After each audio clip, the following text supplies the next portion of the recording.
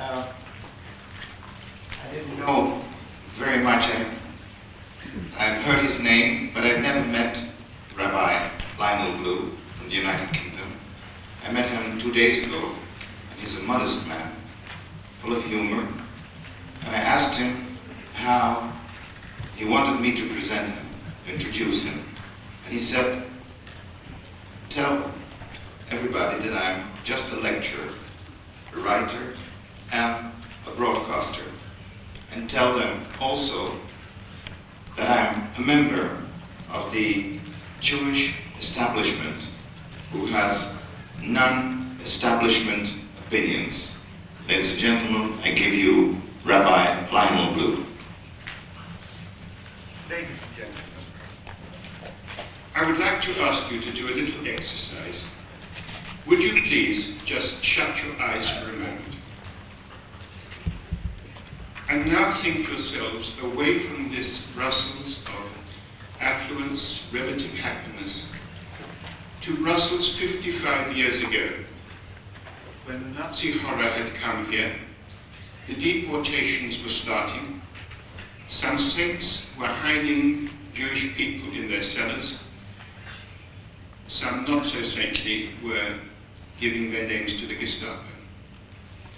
Think of the society in living memory, the horror which is behind us now. I think we have to say that this Europe of ours has had a century of horror, worse than anything that Africa could produce or even Asia. And yet this was in the most sophisticated religious world, part of the world that existed. Therefore, we are basing all this on a very, very deep religious failure. A boy yesterday in Mandian said we should start with mea culpa. Possibly.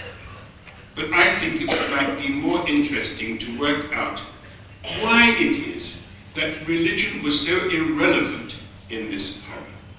Why every army in Europe has been blessed by some religious establishment or other. Fascist, Nazi, Stalinist, democratic, everyone has had its blessing from a leading religious establishment. This has been a tremendous failure. Now, I'm not going to do PR compliments or personal try to take a side in this matter.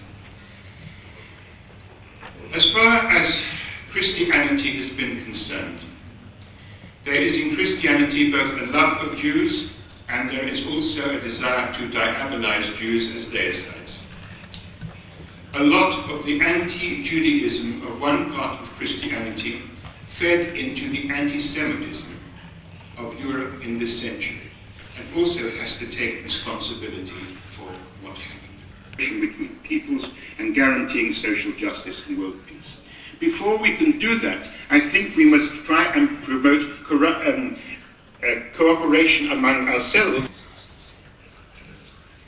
Now, in other words, it is very, very difficult to learn from other people's experience.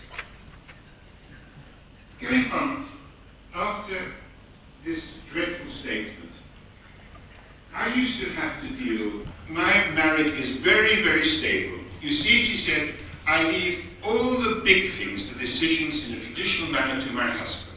She said, or what we will have for dinner tomorrow.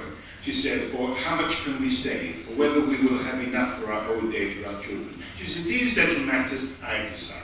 She said, and that is who has gone to his office and found that he has no job suddenly.